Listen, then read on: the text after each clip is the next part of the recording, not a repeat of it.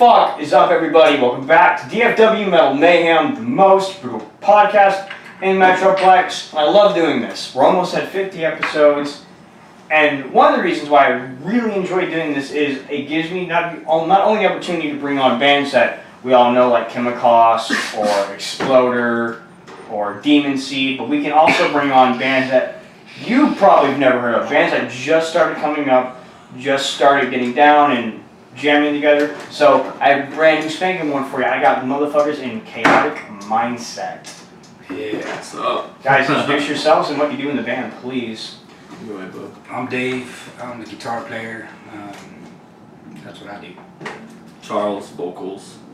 Straight vocalist? Yeah. Fuck yeah. We don't need no instruments. We are the instrument. Yeah. One guy that's missing is Charles. He's our bass player, but he also is a badass fucking guitar player. Yeah. You know, he writes a lot of the music, and him and I really fucking Got that chemistry going already. It's going already.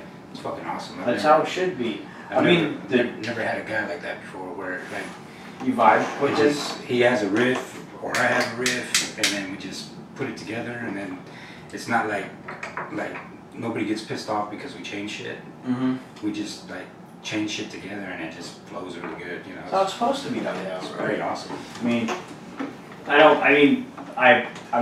I'm not one of the musically inclined on the vocals. but I like, you just see it like when you have a group of people that are working on something together, and it goes double in bands. Like you can listen to certain bands, but a band that can just get at that vibe and stay at that vibe, and they all operate on the same frequency, you can hear that in a band and you can definitely hear it if a band doesn't have that. Because you can sometimes have bands that kind of do something for too long, maybe something for too short. Yeah. I mean, and it's funny because you don't really grow an ear to it until you're in a band and you start vibing with people. Because otherwise, it's just like it's not like your random concert goer who goes to maybe like 7 shows a year. He's going to go see fucking Judas Priest at the Bomb Factory, and he sings fucking War Pigs of everyone in the room because he's stupid fucking drunk. Right. Like, that guy won't ever get it. That guy won't ever get it because he's just doing his thing. But when we go out and we see shows, we're like, there's some shit going on in that band. You recognize talent. Yeah. And that's the crazy thing, man. Dallas is so talented, man. Like, there's so many badass bands out there, dude. It's crazy. It's been a strong scene too. It's been ongoing. Like and a lot of crazy shit's happening. Like Stephen Mashburn, the vocalist from Iron Destruction, just got off tour of Ingested, doing vocals for him. And Iron Destruction just went out to California today to do that Bay Area Death Fest. Holy shit! I am high. Wow. I'm a big fan of those dudes, man. Those dudes, man, that video they put out, that shit is just badass, man. And Steven, man, just the way he fucking plays and he sings and he can do that shit flawlessly and live. And oh yeah. He's pretty badass, man. We have like a lot of stupidly talented people. Like on the way here, because I was fighting traffic, I was listening to the Dead Rising EP on Bandcamp. Dude, yeah. Oh my god. Dude, oh my god, dude. I went to that farewell show and it was so bittersweet. Like, I don't think I've ever been to a more fun show though. Like, that shit lasted all night, and I left after Devourment came on because it was like 2:30 in the morning, and I'm like, holy shit, bands played this late. Right. Man, I feel bad for those guys. They're going to fucking bed, dude. The last time I saw them play was at last year's DMS Metal Fest. Oh shit, went on the rooftop? Yeah, because we played at Reno's that night, and then they played after us at okay, so you guys have done some... Well, no, that's some other band that I had before, yeah. Oh, okay. So what brought about the beginnings of Chaotic Mindset? Well, it was kind of, that name I've had for a long ass time, and I just put it up on Facebook and just left it there to kind of, because I was looking up to see if there was any bands named that, and there wasn't. So I was like, man, I'm gonna put it up there and see, hopefully one day I'll put together some people and stuff, and we were doing another band, and it was with some other guys. and we did a Craigslist thing. And the other Charles, the bass player that's not here, he answered it and came out and jammed with us. And it was kind of weird, man, because we had this one guitar player that was another guitar player, but he was a lead guitar player. And that's all he wanted to do, man. Is like, we started jamming and he would just fucking lead the whole time, just like, and it was hard for us to write music because that's all he wanted to do was just lead. So it just turned into like, we'd go there, we'd try to practice, try to write music, and it was just fucking jamming all the time, and then they would just get drunk and get fucked up, and nothing ever happened. So That's not good. yeah. But Charles, man, when he came in there, man, he just fucking blew my mind, dude. He's this bass player that, like, he's I just can't wait for everybody to see that dude, Right. you know, because he is fucking sick on bass. I felt the same way about when we got our newest bass player. Yeah. Because I'm like, because you know, we back when my old lineup, you know, for Skull Archer, after we played that Mosh for Joshua, we had another show in August, got canceled, and the bass player and the guitar player ended up leaving, and I had to find like pretty much just get like a whole brand new lineup essentially, besides the drummer. And like I remember my drummer being like, "Hey, dude, you gotta check out this kid Reed. He's a fucking like little beast. He's like one of the best bass players I've ever seen." I'm like, "Oh shit!" I hit him up. He comes over, and like the first thing he says is, "I can play eights." I'm like, "Okay, yep." So this audition's over. Welcome to the band. This is our first show. Pat. We practice these days, but like it's always cool to find people like musicians who haven't been playing the scene a lot, but they're so fucking good because you're like, oh, you're gonna fucking know because like you're bringing them in, and everyone's just gonna get blown away. Like that's kind of why I was super excited when I first released Skull Archer was because I had these musicians that hardly anyone knew about at the get-go. Like some people knew that Alberto at the time like played really good guitar, but like he didn't really play a whole lot of shows where people noticed him, and then everyone else hardly played shows ever. They just knew how to play, and so I bring them out and like, holy shit, where the fuck did Billy find all these kids from the woodwork? And then like I kind of did the same thing this time with Reed and David. I mean, everyone knows Jacob Satowski. Everyone knows Exploder. You know, he's a great fucking fit for us, and we fucking love him to death. But you know, it's always good just finding that like that one guy who hasn't played in the scene a whole lot or ever, but they're super good. You bring them in, and it's people like that that will really set the bar for you because they'll look at your band and then they'll look at that dude and they'll be like, oh yeah, that's the guy from Chaotic Mindset. You know what I mean? It's definitely going to go a long way because I believe when I can't remember which member it was, whether it was current or one in the previous lineup, but one of them was like, yeah, I got recognized just by walking down the fucking road one day, and he was like, Skull Archer, and I'm like, oh, that should happen to me a couple of times, like when I went to go pick up like dinner at like Arlington or some shit after we played a show, like, oh shit, you're that dude, and Skull, oh yeah, that's me, it's fun. I didn't really, you know, I don't want to talk to like 30 minutes about like about the show last night. You were there, you know. Right. But it was cool seeing you. Did you buy a shirt? No, fuck you. But so, what's the influences that you guys have that you bring into this band? Because like I don't know, like vocalists that I look to, or like guitar players that you look to that kind of like bring the sound that you kind of want to show off in Chaotic Mindset. Well, kind of going back to that story, how we were getting together and stuff, Charles and I, we decided, hey man, let's try to write stuff on our own.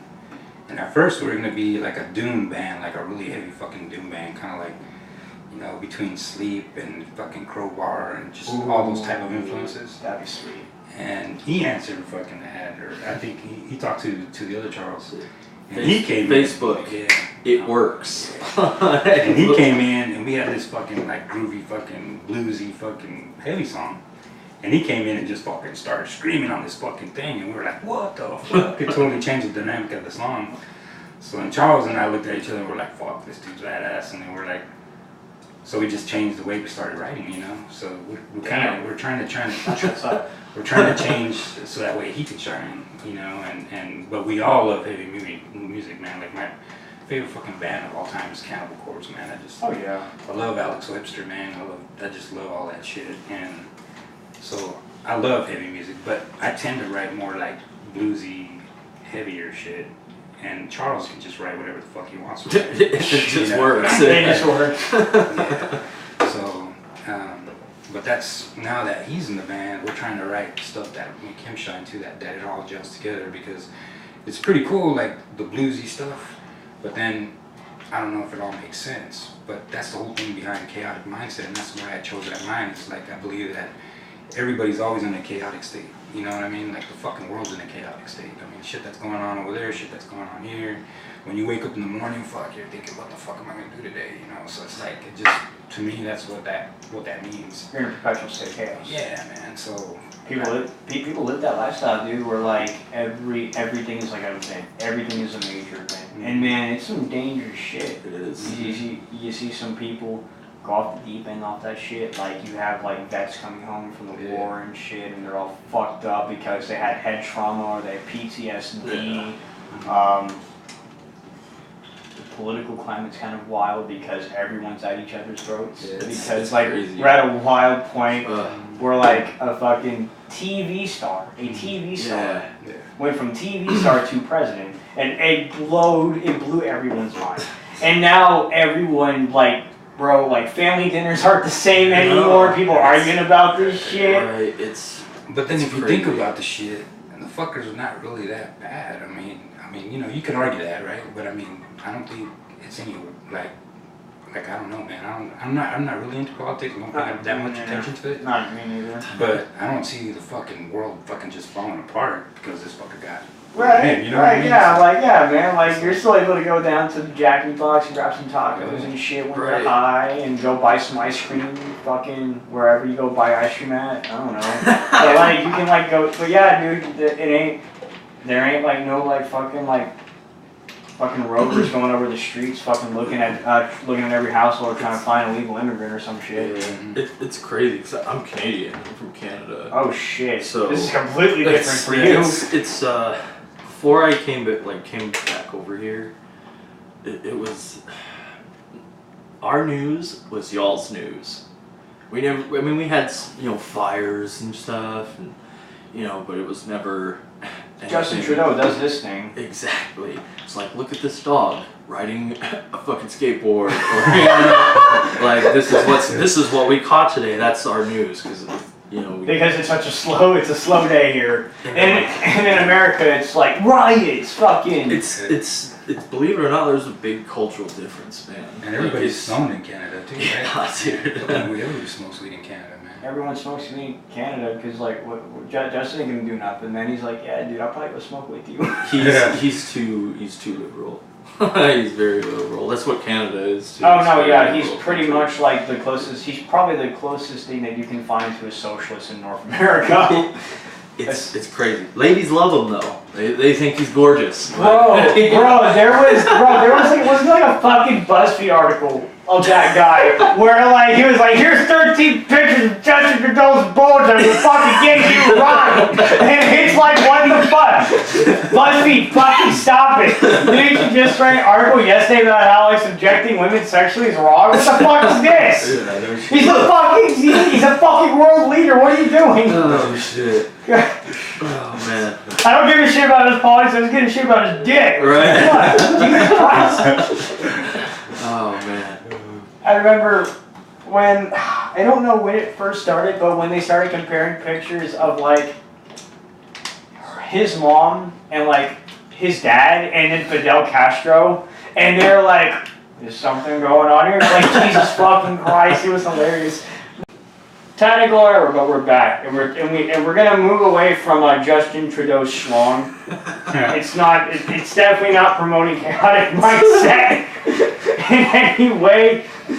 But the track you sent me, I dug the fuck out of it. Like the very slow, like hammering type shit. I love that because I'll pay to about anything you give me, and so like. Dude, like that song, like I just want to stop people like in the pit, and then like the moment it gets just going, just throw people against the wall. Let's go. It's just like, and I mean, it's really good quality too. Like the sound quality is really good. Who'd you go to for that? Oh shit! You just straight up just mixed that shit yourself? That was sick, dude. Took a little while, but got it. And yeah, I used a Kemper for the guitars and for the bass, and we used, you know, the mic, did the mic in the garage, and just used some plugins and kind of fucked with it for a while. Damn. Got pretty good. That's how we recorded Sparks' first demo. Yeah. That one I sold like 50 copies of back when we first started. That shit was all done in the garage over there. Our guitar player at the time brought like this huge sound set and just plugged everything in on it. Alberto brought his guitar, his laptop, and we mixed it all on that. And like that was like 4 days before our debut, and then we just threw that shit out there. We sold like $1. That's right. It was super raw. Too. It was like if we're thrash, we raw. Yeah.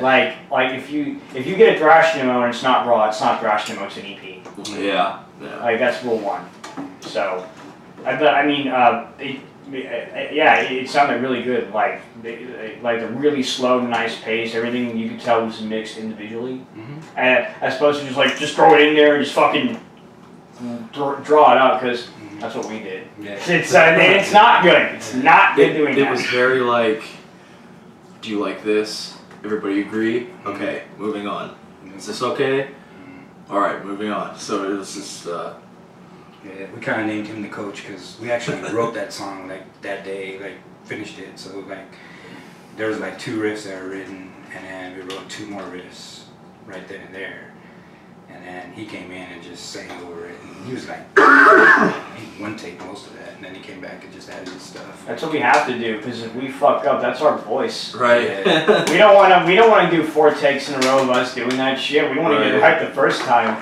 That's why we wait for all of y'all to get done, and then we'll sing over it. Right. Or we'll just do like a little mock thing where like everyone like just like plays at the same time, and then we kind of just like edge it out. But one thing I want to get into you guys about, because since you haven't played any shows yet, do we have a time frame? Do you have a time frame for your debut at all? We're still looking for a drummer, so we got one guy we're doing tomorrow, and he seems pretty promising. Oh, in this area too. Yeah. Oh, good. So. Wow, you found someone in Grand Prairie. Good job. Yeah, right. You know how hard it is to find people here? I thought no one was here.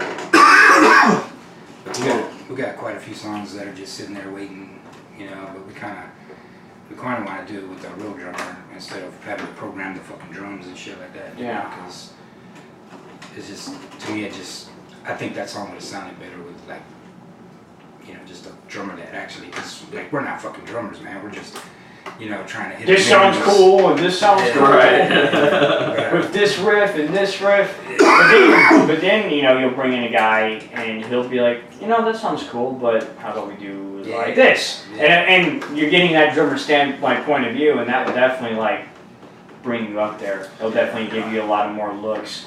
And that's kind of how we do it too. It's like we were calling him coach while we were recording this shit because we were asking, what do you think, man? Does that sound good? What do you think we should do? He's like, put a little bit more. We're like, that's good. Put a little bit more. Needs more gusto. It needs more breakdowns. Pretty much, essentially. But I mean, so you're looking for a drummer. You've already tried out a couple. Drummers are the hardest thing to find. They swear to you, dude. We have so many guitar players. We have a good number of bass players. I mean, if you can play guitar, you can confidently somewhat play bass, maybe if you just sat on it for a second or two. Vocalists. You can fart and find one. Yeah, especially in the scene. Because, like, thing is, man, was like, I wasn't even a vocalist when I started Skull Archer. That was my first thing ever. And my first show ever singing was our debut show. So, like, I was just straight up the green guy. Just fucking lunged it, you know. But, so, like, I went in and, like, you know, that beginning, because singing, definitely, you have to have it. You have to have the knowledge to control how you sing, where it comes from, your durations. Right. You gotta do the fucking breathing exercises. I know it's fucking annoying. You have to do them, though. You gotta drink a lot of water, a lot of cold water. Tea. Warm tea. Yeah, warm tea with some honey. Right. I've seen people straight up just take some honey and just go. I'm like, yo, is this what we need to do? Yeah. But apparently that shit like opens you up. Yeah. My daughter's boyfriend does that shit. He's a singer too, and he does that.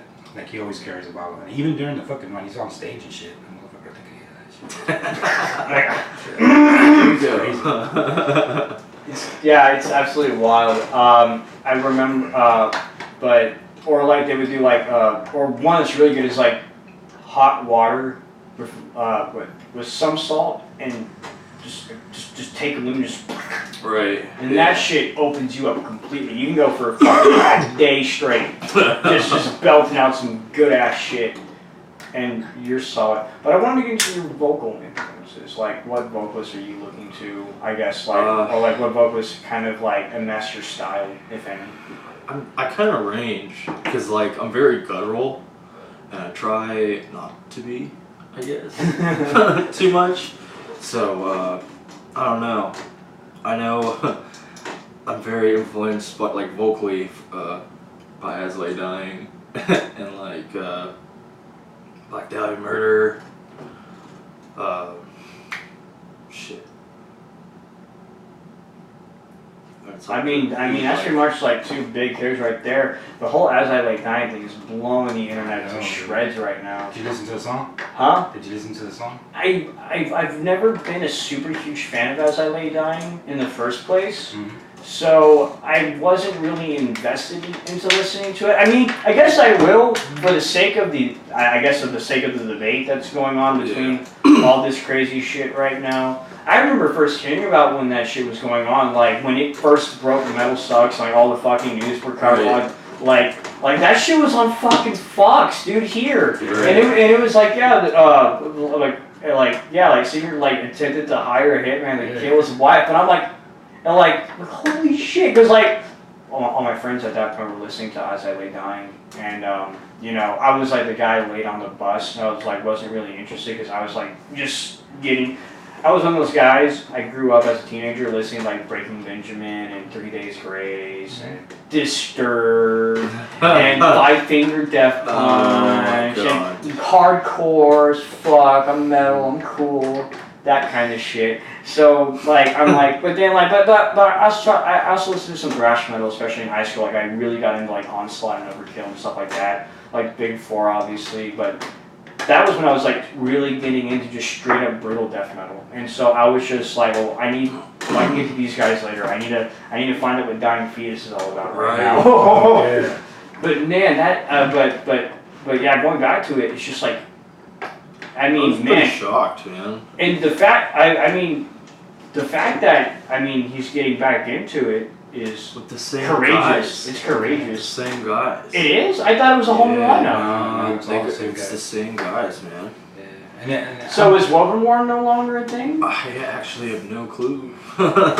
Probably not. Damn. I mean, I think they're probably just seeing how they do with this one video and maybe an album. They caught a lot. I mean, they caught a lot of backlash, which, you know, that was obvious that they were going to get. But the amount of support that they've got, like, of it is probably what's more shocking to me. Yeah. Because, like, there's a lot of people that are like, yeah, it's good. And, like, and then, like, look, it's in the past, he's paid his debt to society. Right.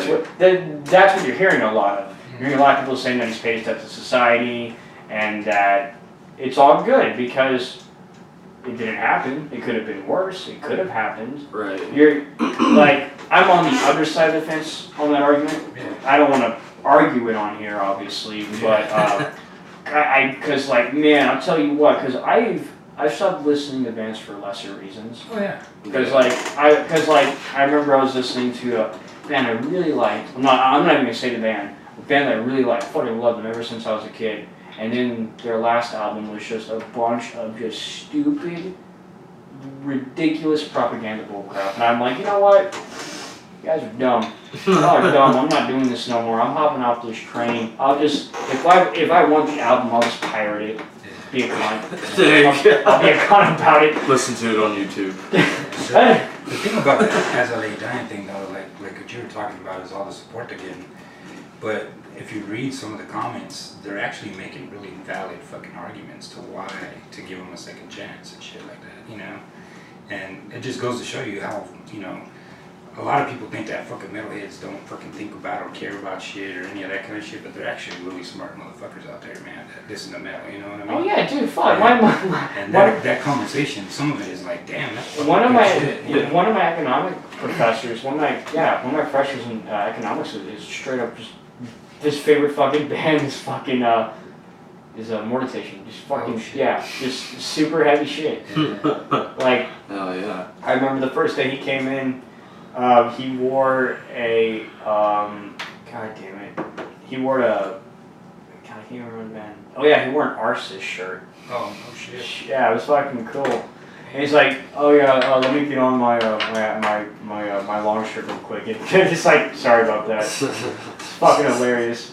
It's crazy. But yeah, like I've been in the arguments already on that shit, like all over. Like when they were like laying out the articles, I'm definitely like, man, I'm not gonna fuck with them. I don't even give them a shot anymore just because of all that shit. But like, man, I will say more power to people that do want to support them. Yeah. More power to people who didn't want to do it. Maybe they're saying something I'm not. I didn't listen before, so it's not like I'm vested. You know what I mean? Yeah. It wasn't a band that I ever hopped on in the first place. Though I had all the intention in the world to do so. I'm just a horrible procrastinator. Not even how I graduated college. It's crazy. Oh man.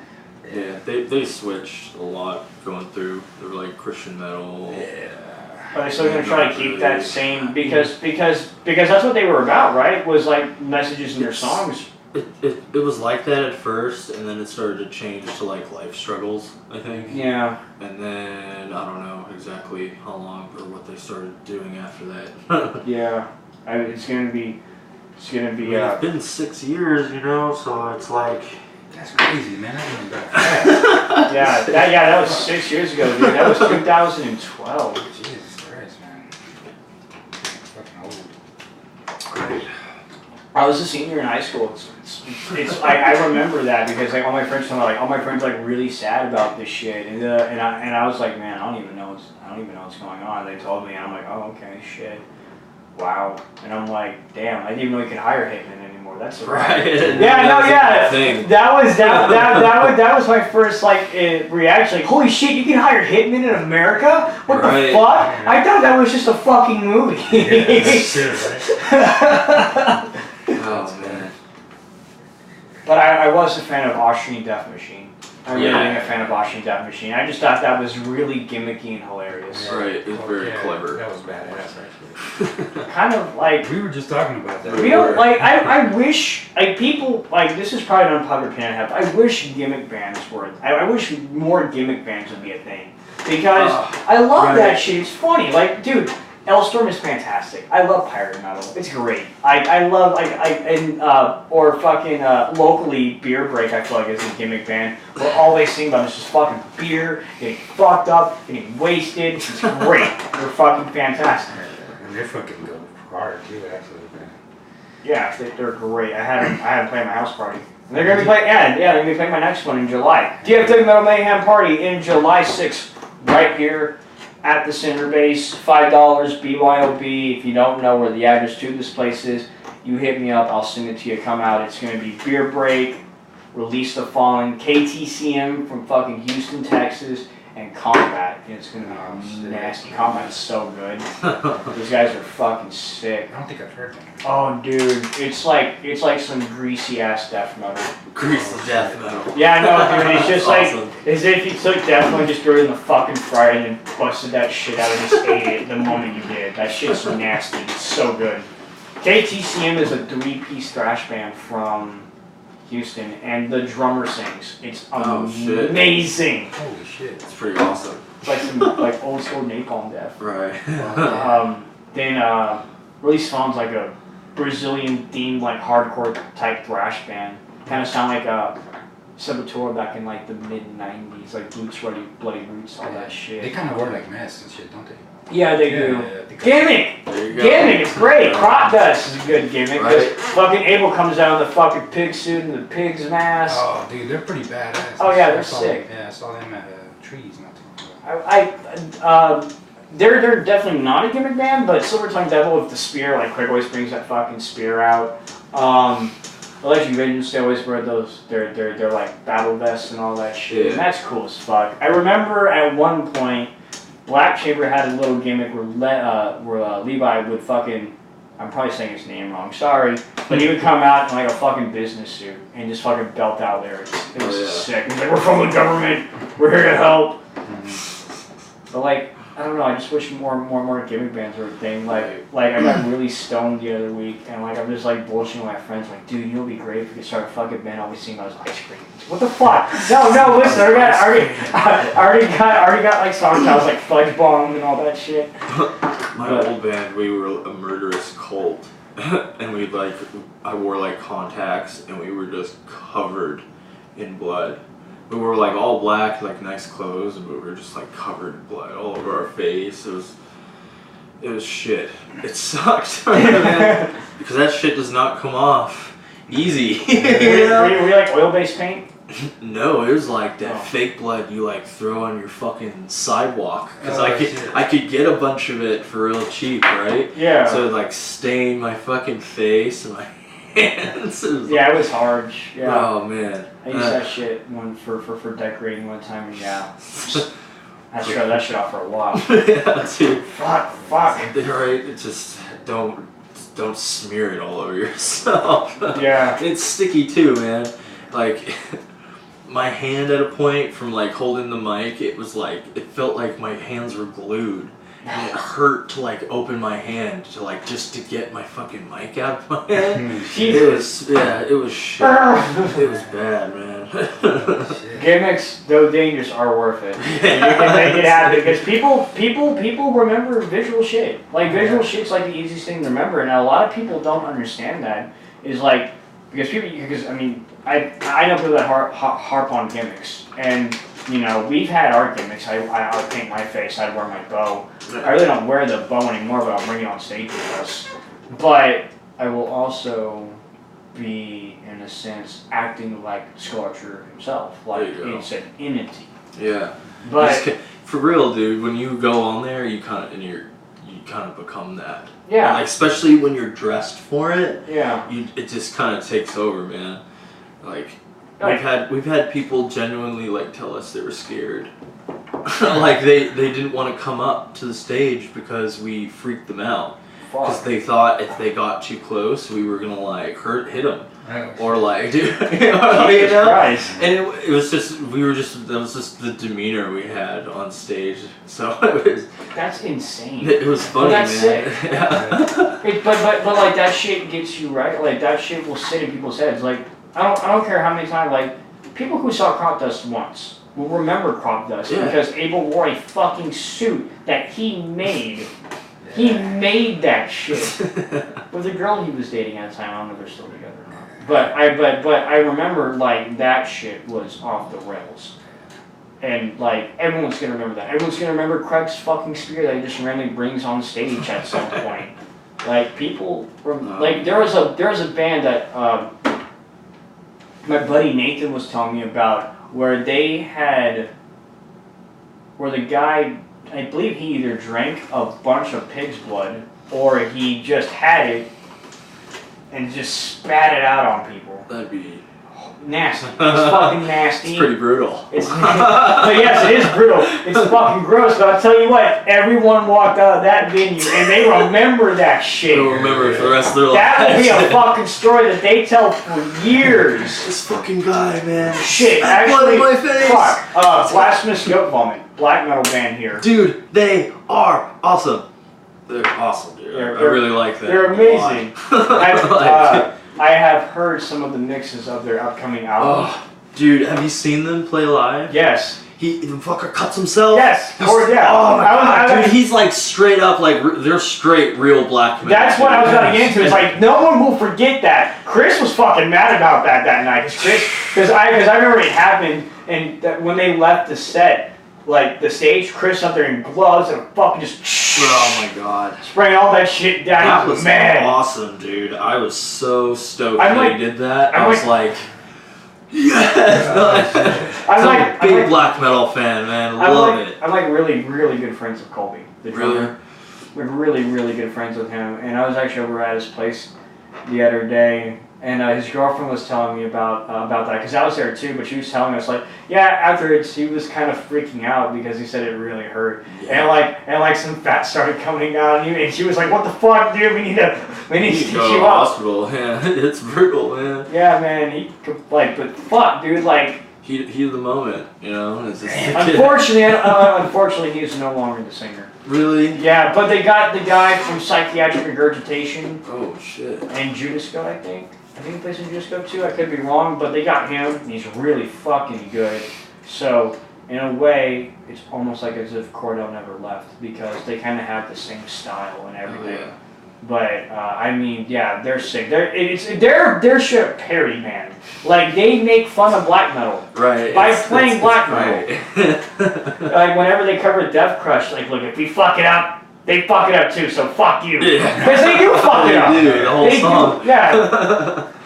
Oh man. Well, actually, I think Blasphemous Goat Bomb plays it a little bit more important than they do themselves. It's crazy.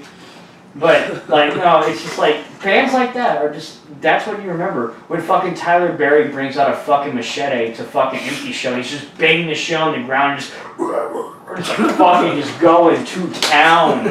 Like, we opened up with, we opened up for D-Side, and that was one of the bands that we played with that night.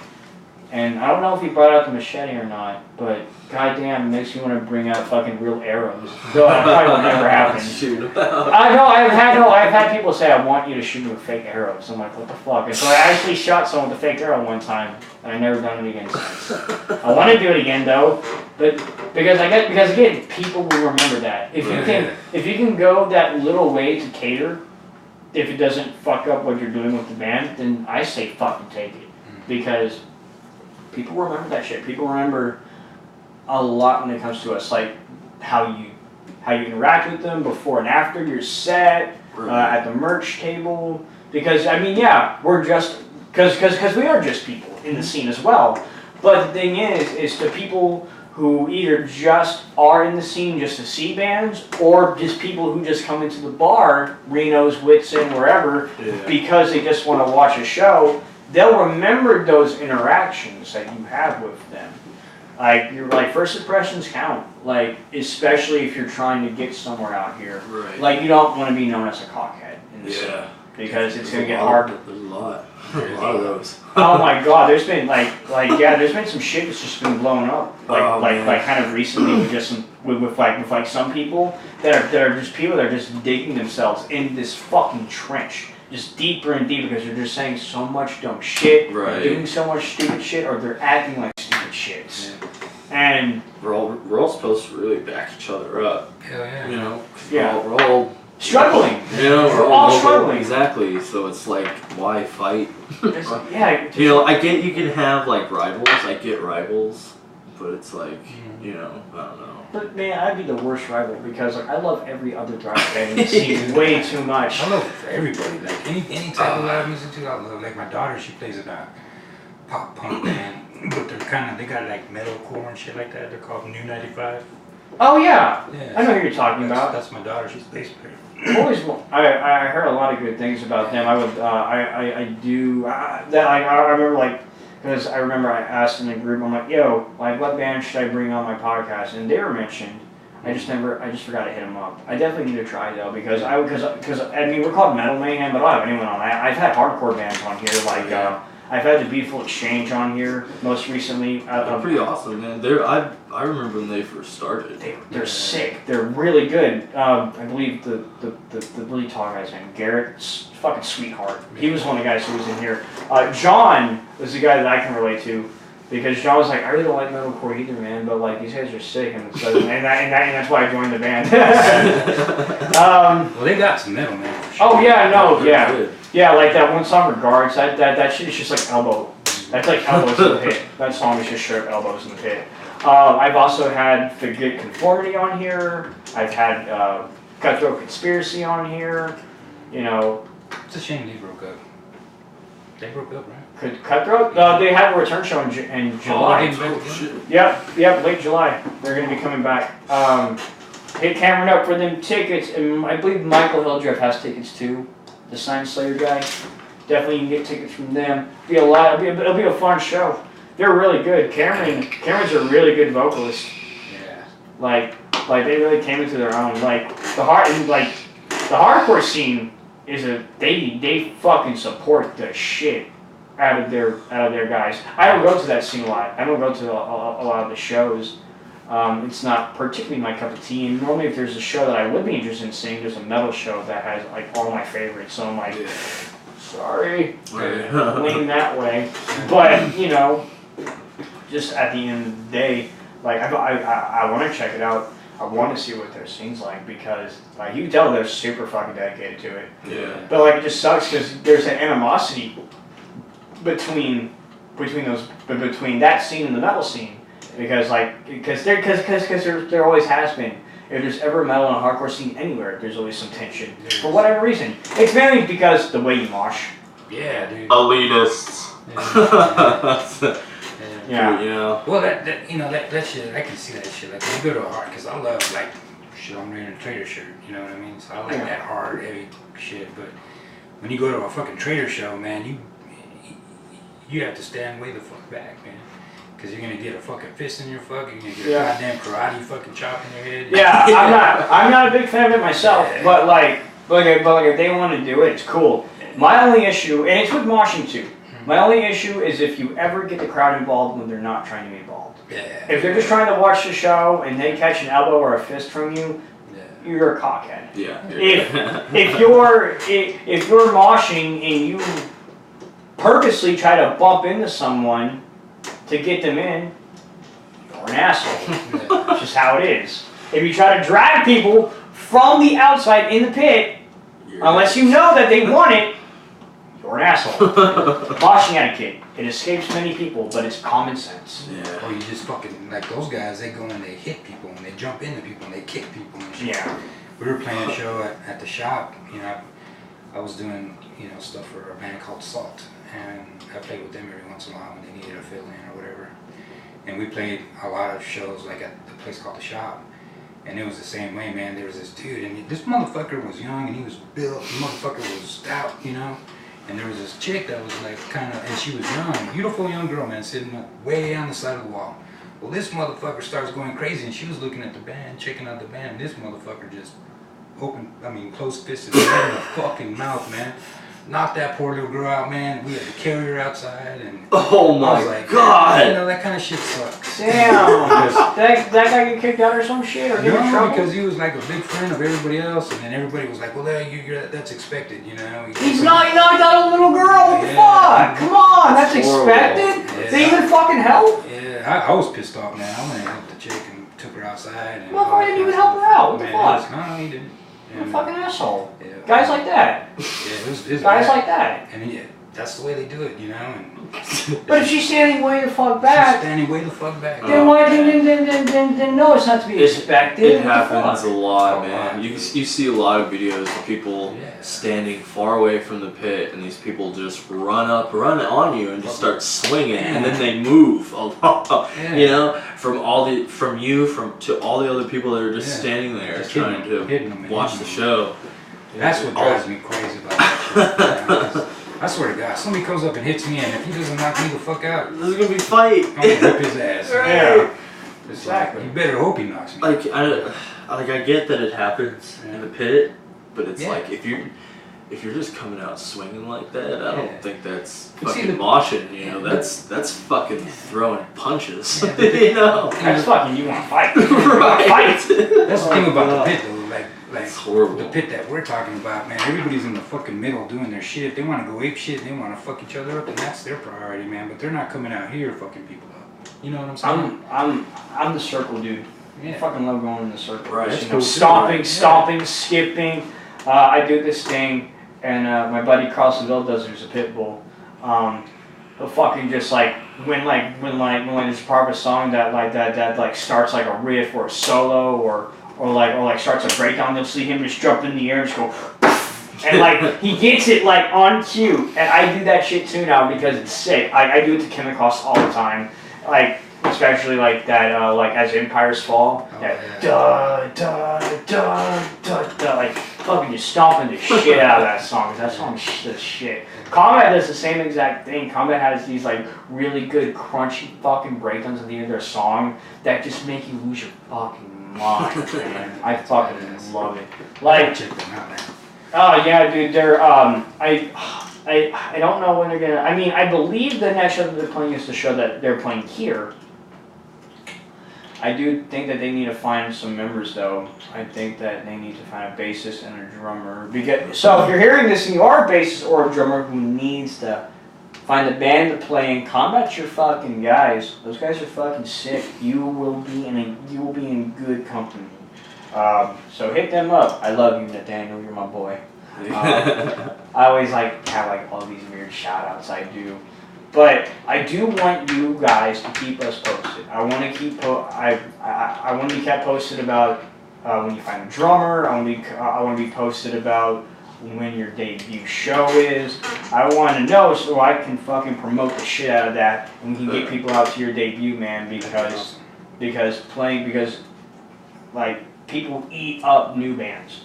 It's always nice to see new bands in the scene. When we played our first show last year at Diamond Gyms, we had like 35 people checking for us. That's awesome. It was insane. And like that place was packed for a band that was just like their first show. Right. Yeah, that's awesome. It was crazy. Like we have like video of like just everyone like just in that little, because Diamond Gym's small as shit. Yeah. Everyone's just packed in like a little area. Yeah. And like, goddamn, it blew my mind. And like, people react pretty good to new bands, especially just promote the shit out of people. Like, okay, we gotta go. I'll promote the shit out of it too. So y'all keep me updated.